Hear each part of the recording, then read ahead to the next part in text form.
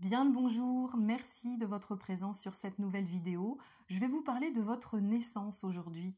Alors, en psychogénéalogie et en décodage de vie, la naissance est un passage extrêmement important, comme vous pouvez vous en douter, puisqu'elle va conditionner en fait notre façon de nous engager dans la vie.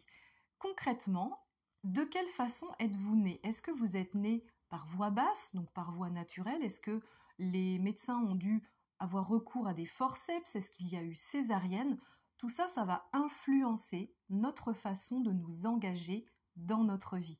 Si par exemple vous êtes né sous césarienne, on pourrait dire que vous avez choisi la facilité, vous avez choisi de ne pas passer par le col de l'utérus, donc de ne pas endurer une souffrance, parce que quand un enfant naît, alors évidemment, même si on s'en souvient pas, c'est quand même très souffrant justement d'endosser ces contractions et de passer dans le col de l'utérus et ensuite de naître.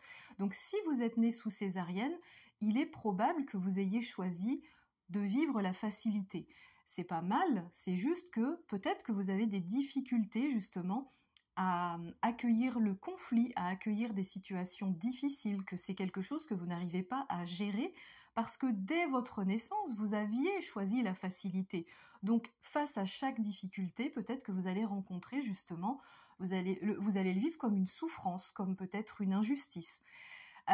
Votre façon à vous engager dans un couple, dans un travail, dans un projet associatif, dans un projet tout court, peut être aussi déterminée par votre naissance. Si vous avez choisi, entre guillemets, de naître par voie naturelle, donc par voie basse, sans césarienne, sans forceps, de façon naturelle, il est probable que vous soyez plutôt une personne endurante, une personne qui avait du courage, de la détermination pour pouvoir faire aboutir vos projets.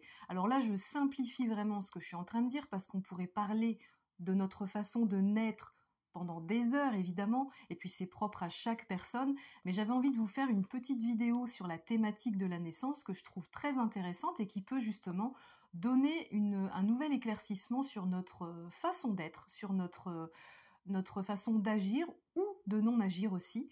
Donc j'espère que ce sujet vous aura parlé.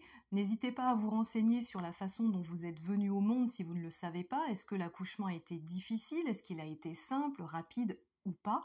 Sachez aussi que les personnes qui naissent tardivement, alors même si maintenant c'est plus vraiment le cas puisqu'on va déclencher l'accouchement quand l'enfant n'arrive pas à terme, mais en tout cas les enfants qui naissent quelques jours après le terme prévu, c'est un petit peu comme si, alors ça va, j'aime bien, mais ça fait penser au film Tanguy évidemment, ça va peut-être faire des enfants qui vont avoir tendance à rester à la maison un peu plus longtemps parce que qui vont avoir du mal avec les obligations. Pourquoi? Parce que clairement, on leur envoie le message dès le départ de ok, t'étais bien dans le ventre de maman, mais là, il va falloir que tu sortes, parce qu'à un moment donné, bah, c'est comme ça, tu vas pas rester 10, 11, 12 mois dans le ventre, alors qu'a priori, c'est 9 mois.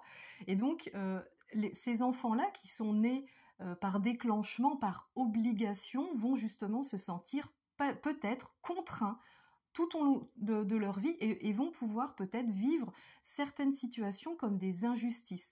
Et là, il est important de rétablir les choses et de dire à l'enfant, mais tu sais, c'est pas injuste que de te forcer, par exemple, à t'habiller parce que tu vas pas aller à l'école en pyjama ou tout nu, tout comme c'est pas injuste d'avoir provoqué l'accouchement, puisqu'à un moment donné, il fallait bien que tu sortes. J'en termine ici, n'hésitez pas à me faire des commentaires sous cette vidéo si ça vous appelle. Je propose également des consultations en visio, en présentiel, en psychogénéalogie, kinésiologie. Si vous souhaitez plus d'infos, je vous laisse me contacter par mail mdkc39@gmail.com. À bientôt.